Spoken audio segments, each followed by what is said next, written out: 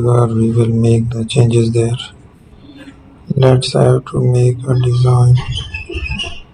We are going to make another shape.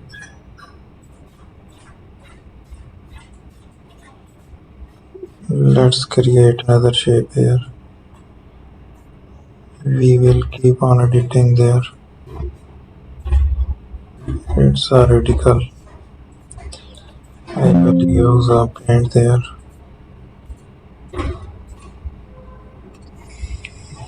Again use the eraser tool in the center. We have to make the selection there.